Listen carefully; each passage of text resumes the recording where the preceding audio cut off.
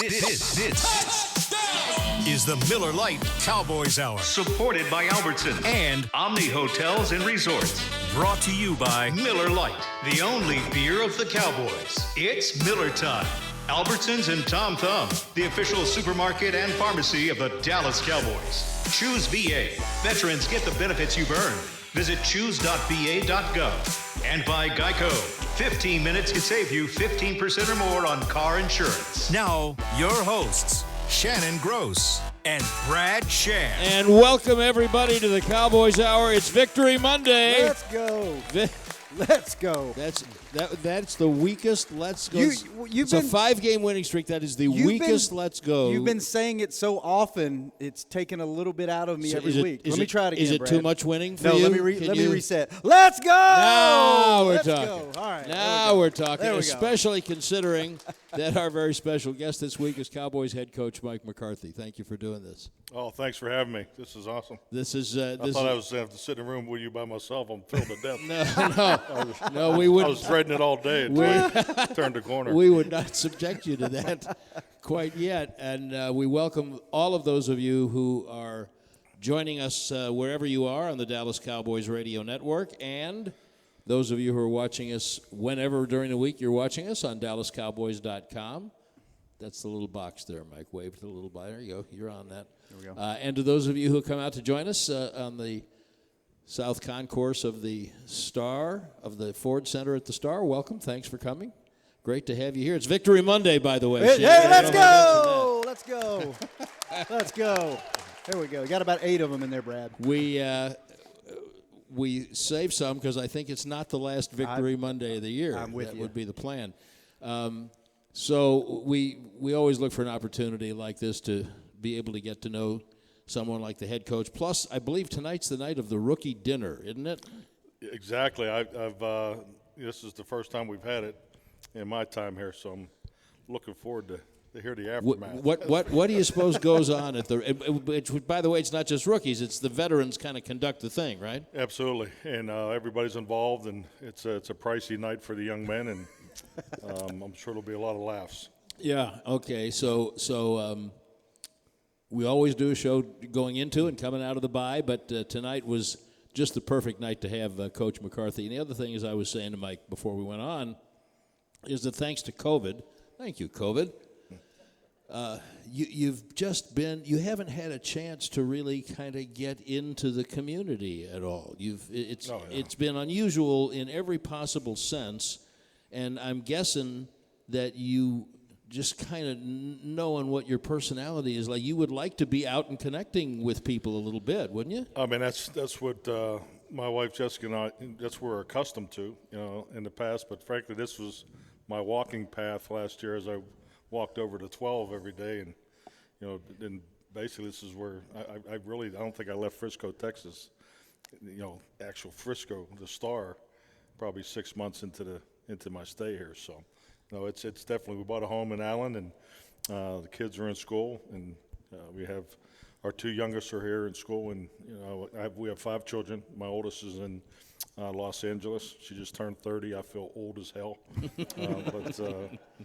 and then our oldest son Jack is a freshman at University of Colorado, and George is a freshman at SMU. So it's great having him right down the road. So he comes home for dinner often, And laundry.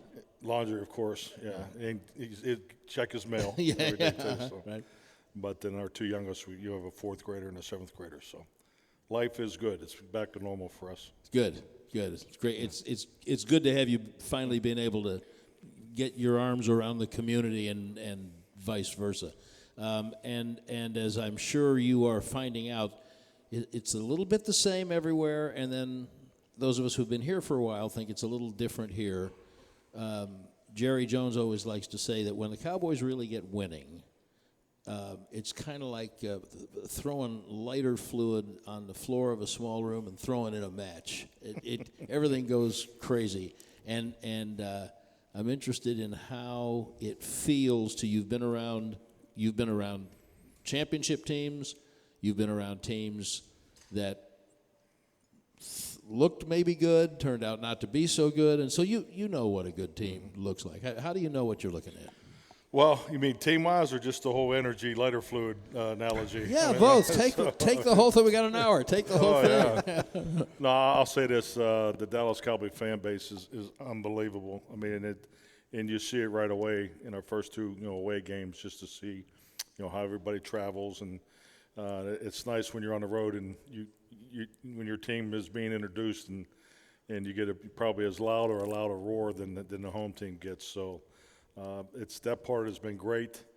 Have such a great tradition. Everywhere you go, it's reflected, and winning brings out the best in everybody, especially us as an organization. So this is a special place. I feel like we have a special season that we're building. Talked to the team about it. So we're obviously off to a great start. Probably jumping ahead here, Brad, but we broke our season down into thirds. And this first third is, we've played 6 really productive football games. So I feel, that we are in a spot that we're probably about as good as we could be right now. So, I mean, obviously we lost the first one, but we played productive that evening. So we got a lot to build off of, and, I really like that our bye has come now, and but we have a chance to do something special at a special place. Well, so I know that you went to camp thinking you had a good team. You had the possibility of having a good team. But that word special, you guys know when you see it that, this really does have a chance to be something. But how do you know? What have you seen that's told you that? And when did you first see it? Culture, the vibe, the personality of the locker room, the leadership stepping up. I mean, Dak Prescott's unique. Our veteran leadership is we're very high as far as the number of veterans that have excellent leadership ability of all the teams I've been a part of throughout my career. So, and then frankly, we're the 3rd youngest team in the league. So I just really like the chemistry, the combination of the individuals, the personalities, and you could see it coming together in the off season. So, Oxnard is a great place to go and grow as a football team. I think there is definitely benefits of having a lighter schedule. You're only allowed to work the players 11 hours as opposed to, I think it was 14, 16 in the past. So, but I think that helps, the group dynamics and developing of it, and the quality of work out there was outstanding. I don't think it rained the whole time we were there. So we were able to get every practice in, and so just everything that you're looking for as you move into the season, it just lined up very well for us. Were you a little skeptical about Oxnard before you actually got out there? I was scared to death of Oxnard because every time someone talked about Oxnard, they just kept talking about how beautiful it was, how good the food, how good the restaurants are, how close it was to the beach and the weather, and no one said a damn thing about the football field. So I was nervous. I was nervous to go out there for football camp. And what sold you? What turned you around? The work, the workload was outstanding. I mean, we hit all of our targets. We were able to get through, practice the team the right way. We had hard practices, and then just the setup is very convenient. I mean, the flow and the function of the operation there was tremendous, and frankly, the weather is so good. You're able to really push your team out there. As we unfold here in the next few minutes, we also break up into segments, by the way. Okay, 3? Are we on 4, Ted? I think we're on 4. Four segments, so it's close. That's a normal year. Yeah, that's exactly right. But we will, and I want one of the things I want to do is let people hear what got you interested in being a coach.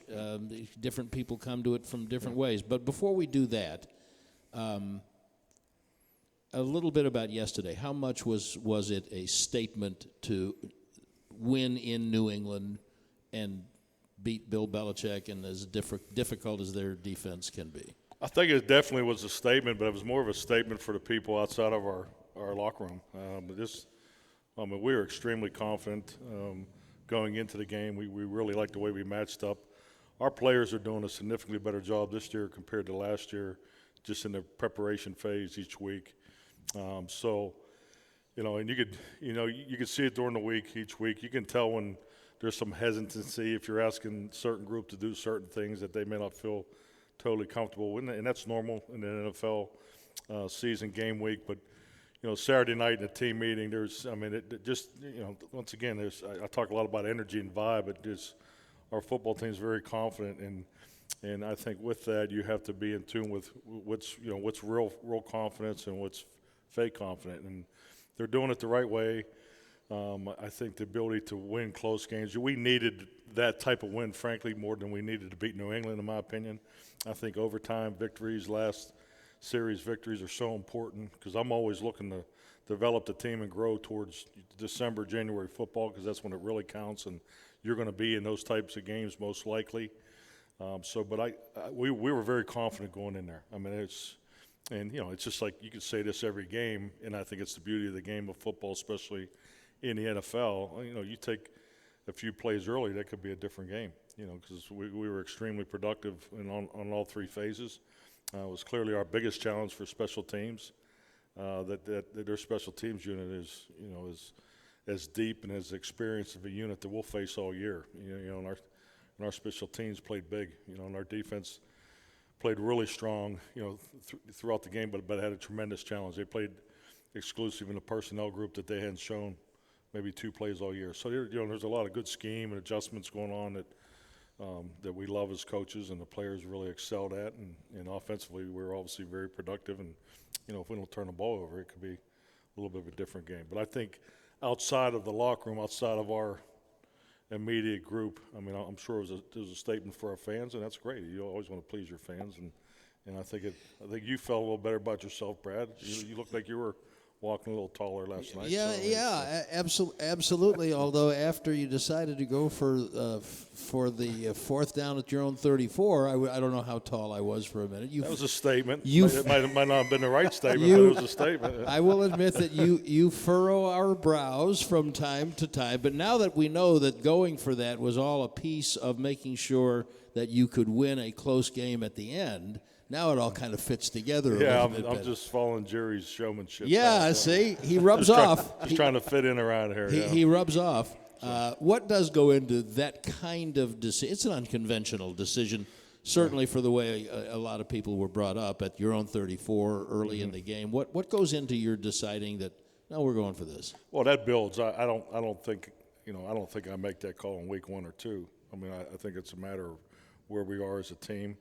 How I felt, matching up front, and I mean it was a clean play. I mean you got Zeke carrying the football. I mean he's a hammer when he goes up in there. So yeah, we won't make a steady diet of it. So just so we all understand. But it was early in the game, and Kellen and I talked. I think it was Saturday morning in our coordinators meeting. I want to be aggressive, go in there, and frankly I was really trying to do the best we could as far as playing with the lead because we just really felt if we got the lead on those guys that our defensive front could really pin their ears back and get after their offensive line. So that was part of the thinking. And you got there eventually, so we could. Yeah, no doubt. I was just trying to get there a little sooner. Yeah, probably too fast. And now we understand. Mike McCarthy is our very special guest on the Cowboys Hour tonight. We are delighted to have all of you and you, Mike, with us. Go ahead, Sham. When it comes time to shop for tailgate favorites, go to Albertsons and Tom Thumb. Get 10% off your groceries every Dallas Cowboys game day when you wear your Cowboys jersey. Albertsons and Tom Thumb, the official supermarket and pharmacy of the Dallas Cowboys. And we'll be right back with Coach Mike McCarthy on the Cowboys Hour. Let's go!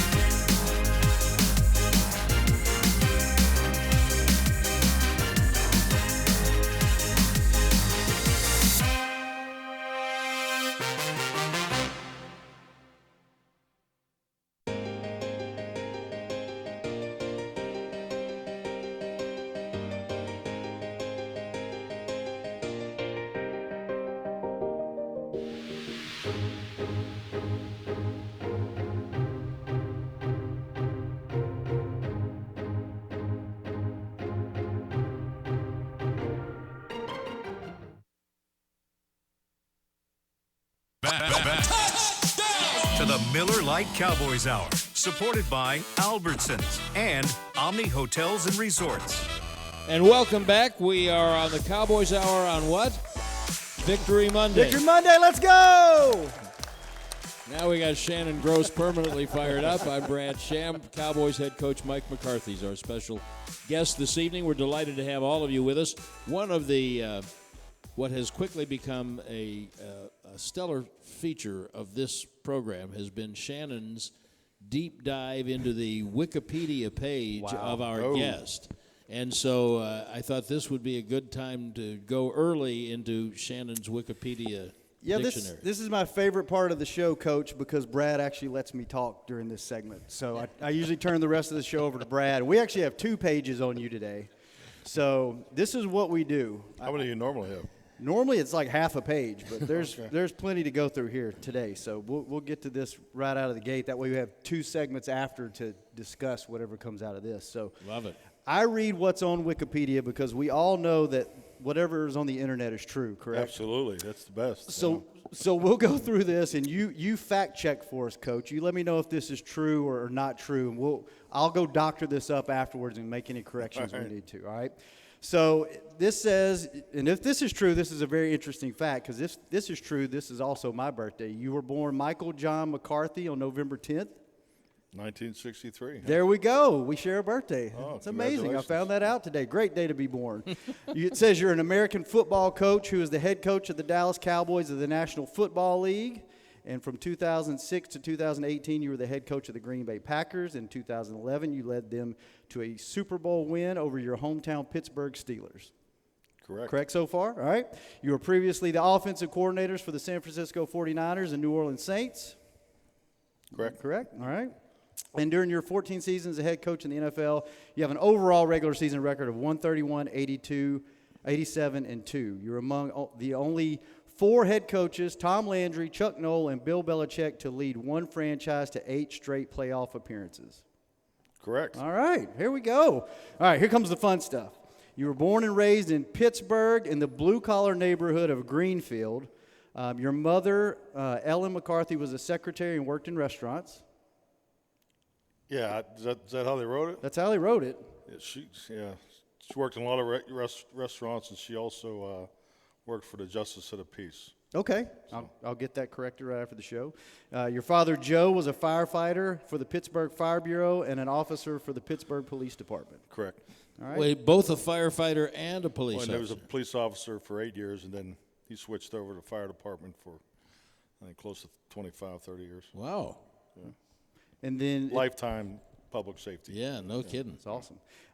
It also says your dad owned a bar called Joe McCarthy's Bar and Grill where you spent Sundays cleaning up after church.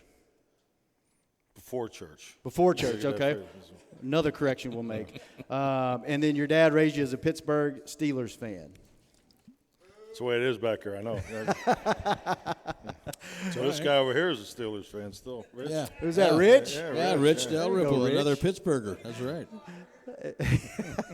It says after serving as a graduate assistant at Fort Hays State from 1987 to 88, you returned home to Pittsburgh, and you called Mike Gottfried, the head coach of University of Pittsburgh, and asked for a coaching job, but no positions were available. Correct. Pretty true? Okay. And it says You just don't pick up the phone and call the head coach of the University of Pittsburgh, but that's close enough. That's close. All right. It says you were told to mail your resume. That was back in the days when we had to actually mail resumes. Excuse me. Did you not show up in his office Yeah, absolutely. That's how I finally got my foot in the door, yes. without an appointment? Without an appointment. I had probably, about 4 or 5 different resumes. 4 or 5 of my, people take resumes there. I was trying to get on as a graduate assistant. They didn't have any graduate assistantships available, so I walked in, and I knew one of the coaches on the staff. We were from the same neighborhood, and the secretary stopped me, and luckily they were breaking a meeting, and Sal Sinceri is the gentleman's name. So, Sal stopped, we talked, and then they had a gentleman by the name of Alex Kramer, who's kind of, he was like the historian, a really, really neat fella that had been at Pitt for, 50, 60 years. So he called me in and says, we had no positions available. We got all your resumes. Thanks for coming by. And but if anything happens, we'll give you a call. 2 days later, he called me and offered me a position to be a volunteer coach. So I volunteered for my first year. Okay. All right. Sorry, Sham. No problem. They got it wrong here. They said the next day you showed up and introduced yourself, and a few days later you got an assistant resigned. So I'll go correct that as well. And then the other interesting thing was you served as a who writes this? I don't know. I think it's open to the public. So Wikipedia. I think Wikipedia is, yeah. It says you served as a graduate assistant for 3 seasons before coaching wide receivers during the 92 season. And then the other interesting thing, there's 2 more interesting things on here. One, it says you worked as a toll collector during the off season. Definitely. I just got my master's degree, and I feel like I have to tell this story because it was a summer job, number one. I think I worked there 6 weeks. But, you just get your master's degree, you come home, and you don't have any money. You're still, you live at home with your parents. So I asked my father to give me a job, help me get a job. And that's the only thing that he was able to pull off in short notice. So I worked at the graveyard shift from 10 at night till 6 in the morning at the Turnpike over the summertime before training camp started at Pitt. So just to get a few bucks in my pocket. Now, how much activity would you have come through? Oh, how long's the show? I'll tell you what. Working the Turnpike, it was exit 5 back then. When the bars and the nightclubs let out at 2 o'clock, and young ladies that didn't have toll to pay, it was amazing what you'd see at the toll booth at 2 a.m. in the morning. It was pretty funny. Okay. And then the last fun fact it says while in Pittsburgh, you were a 2-time state polka dancing champion. I made that one up. There's always one that. If you'd have said an Irish dance or something, I would have went with it. The river dance. Yeah, I have to make one up just to make sure everyone's fact checking correctly. So thank you for playing. Okay, that's playing good. Along with that. That was good Mike stuff. McCarthy on Wikipedia. That's good. Yes, please do in all your free time. No doubt. When in there did you kind of realize that you wanted to be a head coach and that you wanted to coach in the National Football League? Head coach, when I had the opportunity to work in Kansas City for Marty Schottenheimer. Frankly, he told me early in my tenure there that he told me I had the makings of a head coach. And what did he say specifically what that meant? No, I think he particularly I got into the league as a computer guy, if you can believe that. So when I was at the University of Pittsburgh, the Paul Hackett, who actually just came from the Dallas Cowboys, when Jerry bought the team, and Paul was the offensive coordinator the first year for Mike McCarthy in 1989. And then Paul became the head coach in 1990. So Paul promoted me from volunteer coach, making no money, to graduate assistant. That was, it was a big increase. So I was a GA there for 2 years. And then we were actually GA for 2 years, but we had a young coach from San Francisco 49ers come by the name of John Gruden. And, unfortunately, the timing of this story. But, but John was, beyond his years, and he was the first coach to draw playbooks on a computer. He did it out in San Francisco and took all of Coach Bill Walsh's original drawings and put it on a computer. So he brought that system to University of Pittsburgh, 1991. So then John went to Green Bay Packers with Mike Holmgren in 92. I replaced John as the receiver coach at Pitt, learned how to use the computer, and literally did not even know how to turn it on. He showed me how to turn it on as he was packing his boxes to go to Green Bay. So then I learned this computer system, Super Paint 1.0, and on the old little Macintosh. Yep. And then Paul Hackett became the offensive coordinator for Marty Schottenheimer in Kansas City, and he brought me along as a quality control coach, and I brought my Macintosh. So that was a big deal back then, 1993, because the computers, the whole graphic design aspect of it was just getting started in the NFL. And so Marty clearly was an influence. I think he liked the computer, I guess. I don't know. But he was he was an influence on you. Oh, Marty Schottenheimer was a huge influence on me, absolutely. There's a lot of things I do today, as far as scheduling, how we practice, how we conduct meetings, to definitely learn from Marty Schottenheimer. He by far, and I've was very fortunate to work for a lot of not only good head coaches, but a lot of excellent assistant coaches, Hall of Fame type coaches. But Marty, to me, had the best program, structure, developed culture, and that's where a lot of the things I believe in today I learned from him. And from Kansas City, you were in Kansas City, and then, 6 years, 93 to 98. and then you went to Green Bay, 99 as a quarterback coach. Then I went to New Orleans in 2000 to 2004, 5 years as the offensive coordinator. Then I went to San Francisco 1 year, 05 as a coordinator, then was the head coach in 06. And so, Ted, it's about break time, is it not? And when we come back, I would love to hear you talk a little bit about how the job has changed over the years, because I don't think that the job that you have to do now bears very much resemblance, except in relation to a football field, from the one that Marty Schottenheimer was doing. Very much so. And so we'll talk about that when we come back. Better ingredients, better pizza. Papa John's, the official pizza of the Dallas Cowboys. And also, we're brought to you by Lucchese Boots, the official bootmaker of the Dallas Cowboys cheerleaders, and we'll be right back on the Cowboys Hour.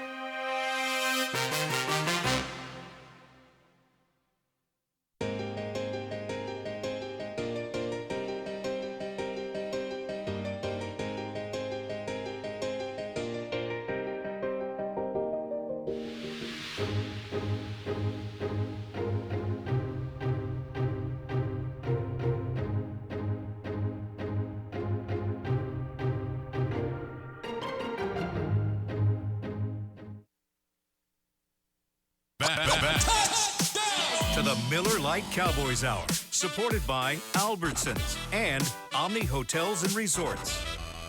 Welcome back to the Cowboys Hour on Victory Monday. Brad Sham and Shannon Gross and our very special guest, Cowboys head coach Mike McCarthy. And we were talking a little bit about your coaching influences. You mentioned Marty Schottenheimer and some of the other great coaches that you've worked for and with. And the job that you have to do today is it seems to me almost as much about spending time with the media and dealing with those daily pressures and things, and being aware of social media and what your players are being exposed to, as much as it does about a football game.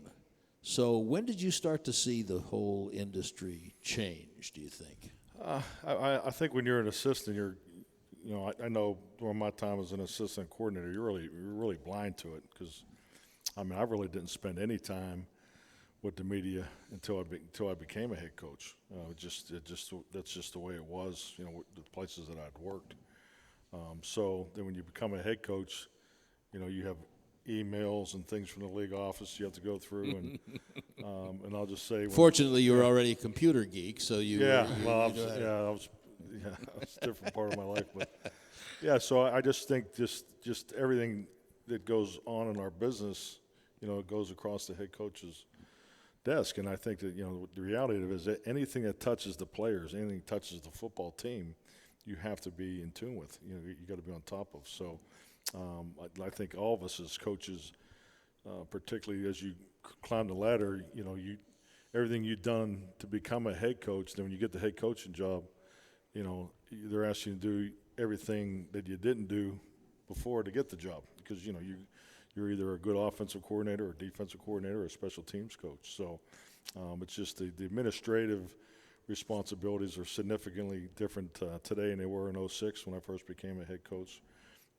But I think that player safety is so much has increased so much. The nutrition, the strength and conditioning, the outsourcing of what's been available to our players that now it's in-house. So I think everything around the game of football, particularly the training and the enhancement, particularly with our trainers, and there's just so much more to look at and talk, because I think if anything we've gone from not enough to now maybe too much, as far as what, because everybody wants to be involved in a good way, but in this, especially living in Dallas, your outsourcing capabilities here are tremendous. A lot more in Green Bay, Wisconsin. So you can imagine, so when you have those type of things, at the end of the day, you want to make sure your players are getting the best care possible, and making sure they can be the best they can be personally and professionally. There's so many things, you just alluded to it, and you did too, Brad, that go into coaching now, from building the team and then, talking to these young men and influencing them, and then game day and analytics and all these things. What's the one, what aspect do you enjoy the most when it comes to coaching? Oh, I obviously game day is the highlight, I think, for all of us, the competition of, competing against the other 32 teams. So, that's clearly at the top. But I've always enjoyed the game plan process, and that's something that, it just have been a big part of growing as a coach, all the way back in 1987. So, and that's what you lose, particularly as a head coach. So you're always operating more in a big picture, mindset and so forth. So, but I'd say clearly game day and game planning. Then, I'd probably say practice, because to me, it's the best part of the day. It's the most important part of the day. It's the most important thing that we do as a football team. Another huge change in the industry is the size of the coaching staff. Yes. When the Giants play, they put out their press release, and I love the picture that they put in of their coaching staff when Tom Landry and Vince Lombardi were the assistant coaches, and I think it was Jim Lee Howell was the head coach, Yeah. and they had like 8 coaches. That was it. And now teams have 25. I think you've got like 23 or something like that, and it's just changed so much. And as a result of that, and I've had the great honor and pleasure of working with every man who has sat in your office for this franchise. And their approaches have been different. Some have been, Landry's had to be different because he had a much smaller staff, and it was a completely different era. I think one of Jimmy Johnson's geniuses was coaching the coaches and being more of a CEO. Some of them have been more hands-on with players than others. So How do you think you developed how would you describe your style, and how do you think you developed it? I think, I look at it from a micro approach, and I think it's like anything, it has to evolve, because opportunities are different. The dynamics of your team are different, and no different that, your coaching staff will adjust as you move on. So my experience has always been coaching young teams. We were always a draft and develop team in Green Bay, and we're kind of following that path now. We're the third youngest team in the National Football League right now. So with that, there's a lot of time and energy goes into the teaching components. What's the classroom environment, the enhancement of the teaching tools, both audio and video. And so we spend a lot of time, particularly in the computer aspects and in the analytical, of being more efficient with our time. You have less time with your players today than you did 10 years ago.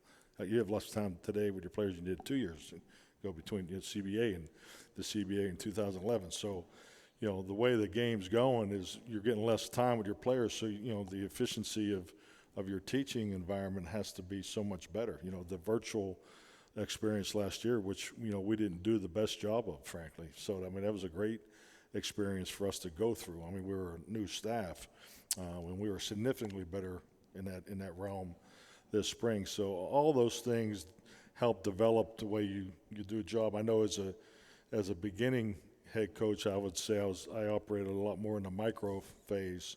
I think you need both. I don't think you just can be a micro or macro manager. I think you have to have both approaches, as far as exactly what you're working on. So I'd say I'm micro on things, particularly in the training of the team, but I'm macro on the scheme and the implementation of scheme, the evaluation of scheme. But the meetings are ran exactly the way, I see them to be ran. It's, the structure is really a structure that frankly goes back to Marty Schottenheimer. So a lot of those things. So I think in my experience, you develop that as you go through as a head coach. And is it fluid? Do you see ways that you can still change and adjust it? Absolutely. I'm a huge believer in self-evaluation, and I can't preach it and bang everybody's head against the wall and self-scout if you're not doing it yourself. I still believe in the yellow tablet. I keep that yellow tablet right on the corner of the desk, and as things go on during the season, you write them down, and in the first 10 to 14 days when the season's over, we have exit interviews with everybody, all the coaches, all the players, and there's a lot of stuff that gets thrown at you, and some of the stuff may make you laugh, and some of it make you cry, but you look at it, you evaluate it, and I think it's important when the team does come back in the offseason, you say, hey, here's the 12 things that I've taken out of the exit interviews, and this is why we're going to do them, and this is where they came from. So I think it's all part of the buy-in of it, but I think you develop your micro and macro approaches, throughout your career. And I'm totally different today than I was, 4 years ago, in Green Bay, just because just the way that, the design of this organization. And I think at the end of the day, you got to hire good people, and you got to create the culture and the structure, the discipline and the expectations for everybody to excel and do their job. Talking about self-evaluation and, your tablet, where do you think you've grown the most from when you started coaching to now? Where do you think the biggest growth has happened for you as a head coach? I would say patience. I think like all of us, when you're young, you think you got all the answers, and you can rehearse the Bible of what you believe in as a coach. You wear it on your sleeve. Where with patience, you learn to. I listen a lot better than I did 10 years ago. I listen significantly better than I did 20 years ago. So I think it's important to let others speak around you, because the position you hold carries presence and weight, and that can inhibit growth.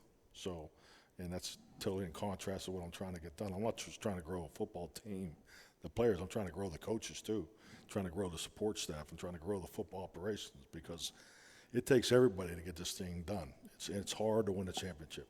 It's hard to win a game in this league, but it's very difficult to win a championship. So when you talk about growth, you got to define it, and you got to make it clear what the why is and how you're going to do it, how you're going to regulate it, how you're going to reinforce it, and that's when people buy in and we all get better together. We got to take our last break, and I've got a follow-up to that, and then we do have a microphone that we will make available if some of the folks who have come out to see our program this evening have some questions for Coach McCarthy when we return to the Ford Center at the Star. Yes, and Coach, that is the Omni Hotel of Frisco right there. And you can kick off your stay at the official hotel of the Dallas Cowboys with style if you ever choose to get away for a weekend or something. Cool off in the elevated pool, savor upscale comfort food at neighborhood services, and enjoy all the dining and entertainment options the Star has to offer. Visit omnihotels.com/Frisco to learn more and turn the next home game into a weekend getaway. We'll be back with Coach Mike McCarthy on the Cowboys Hour.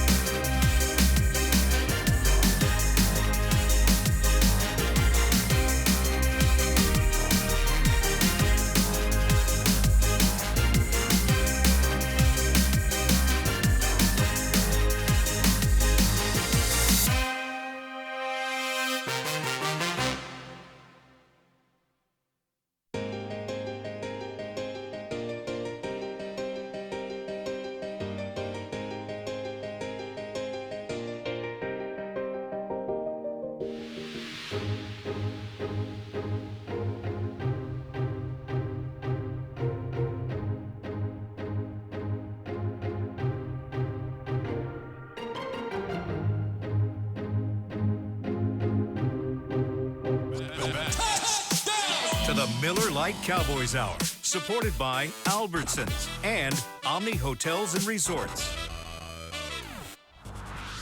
And welcome back to the Cowboys Hour. Brad Sham and Shannon Gross, our special guest, Cowboys head coach Mike McCarthy. Brought to you in part by Jack Black Skincare. If you want to use what the pros use, Jack Black is the official men's skincare brand of the Dallas Cowboys. Visit getjackblack.com today. What other sports do you like? What sports do you like to watch? I mean, I think I'm like all parents of 5 kids. You like the ones your kids are playing. Oh, yeah. Yeah. No, I've always enjoyed, basketball frankly was my first love.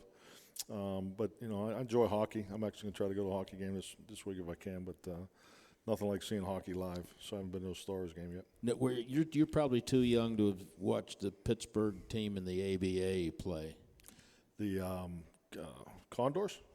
Yeah, I think it was Rich, the Condors. The Pipers is what I was thinking of, the Pipers, and then the Condors. Yeah. That was a little before your time, wasn't it? Connie Hawkins, right? He started. They had a guy named John Brisker who was supposed to be. He was one of the roughest he was playing the wrong sport when he was playing basketball. Let's just put it that way.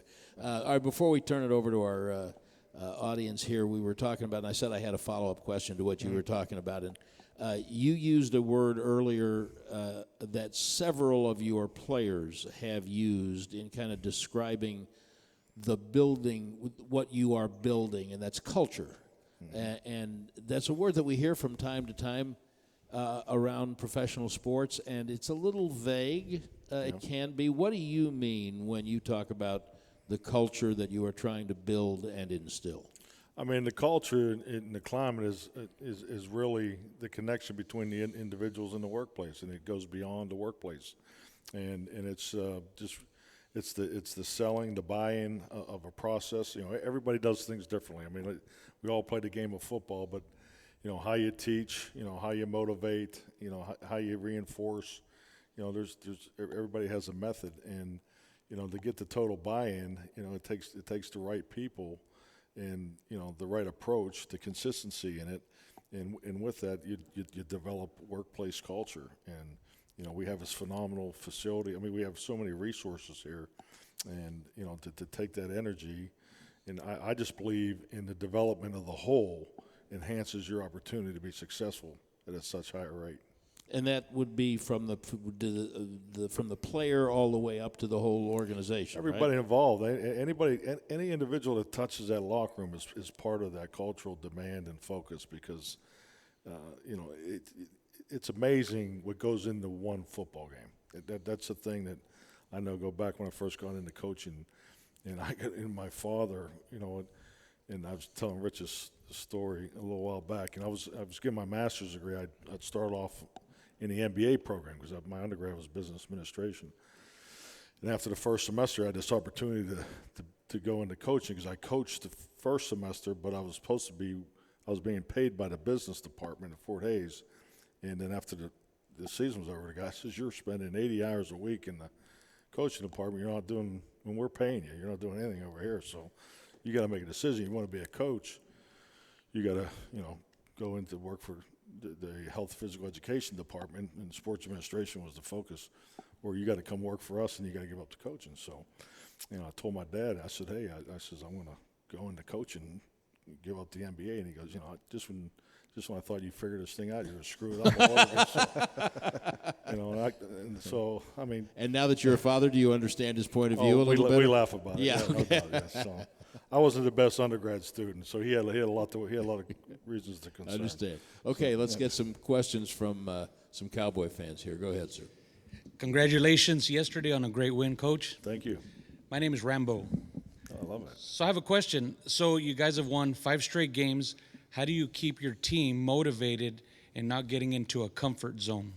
Great question. It was a part of our meeting. We had a team meeting today before we broke for the bye week, and you know we have 6 building blocks, and one of probably the most important one of them is handling success. I mean, it's a constant focus.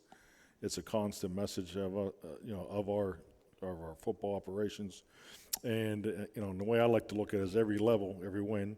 You know, every level of success comes new devils. So it's something that we need to stay on top of.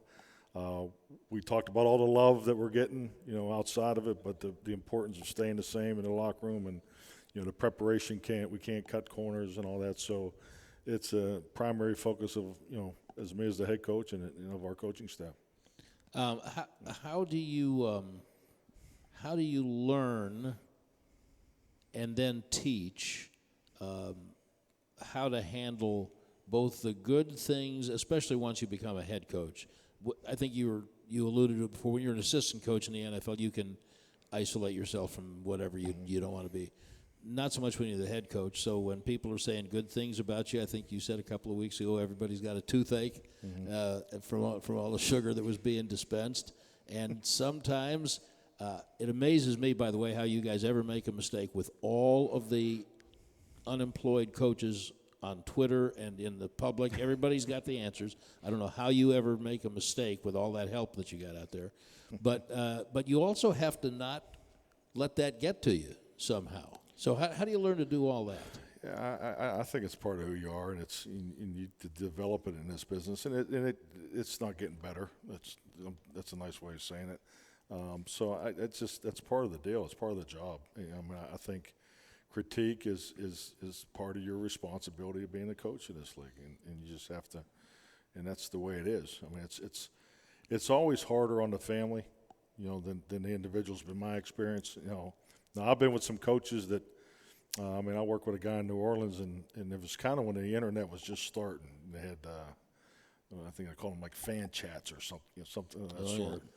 And I walked by his office, and he goes, "You see what the hell they're saying about us on fan chat?" And I'm like, "My God, why would you read that?" So I just think it's it's part of the deal. And I I've done it long enough. I believe in how we're doing it here. Now, so you're not on Twitter. No. TikTok, TikTok, Coach? No. Okay. Not on Instagram. Your kids must be. Yes, my kids are. My oldest is on Instagram. We're trying to keep the young ones off of TikTok. Yeah, I'll bet. Good luck with that. Yeah. Yes, sir. Great win, Coach. My name is Corey. Dak talked about how y'all haven't played a complete game yet. So I was wondering, going into the bye week, what do you think the things y'all may need to work on? Because I feel like that's pretty impressive, the way y'all been playing so far, these 6 games that, y'all haven't played a complete game. He feels like you haven't played a complete game yet. Yeah, I just think it shows you, where Dak's coming from. He's chasing perfection. We've played very high productive football, I mean, as a whole.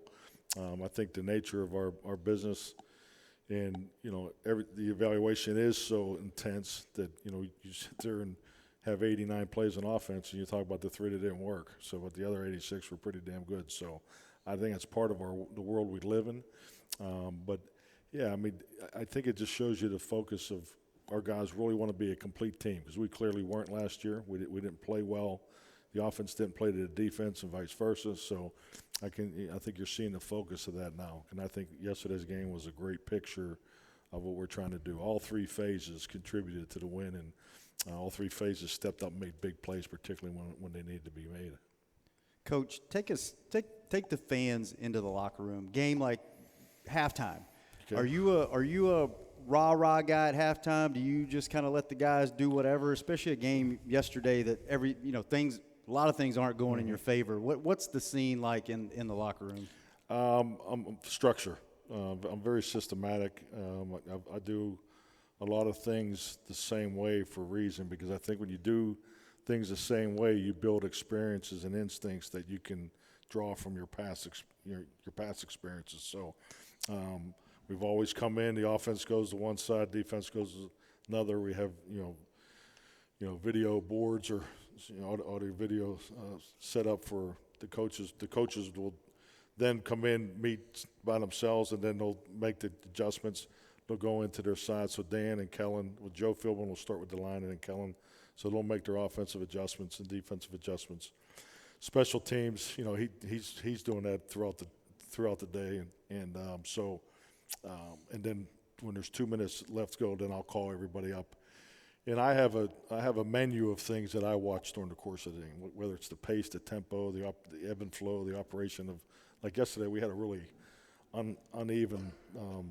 The clock was going real fast in New England, if you can imagine that.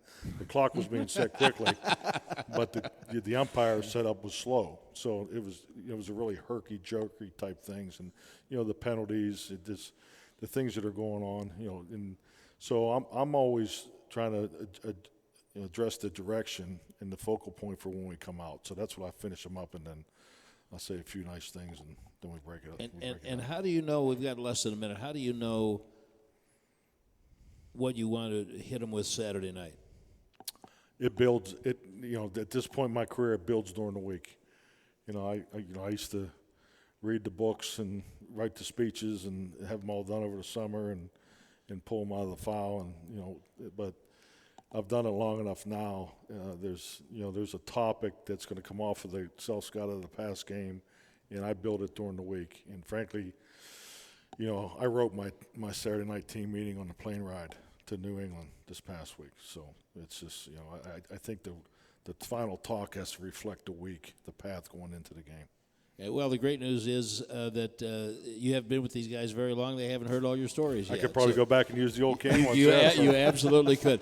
Mike, thank you. We appreciate you taking the time to do this. Thank you all for being with us. Thanks for coming out. Thanks for joining us on the Dallas Cowboys Radio Network. Thanks for watching on DallasCowboys.com. No game this weekend, but we will be back here, Shannon and I, with a special surprise guest next Monday night, same time on the Cowboys Hour. This has been a production of DallasCowboys.com and the Dallas Cowboys Football Club. How about this, Cowboys?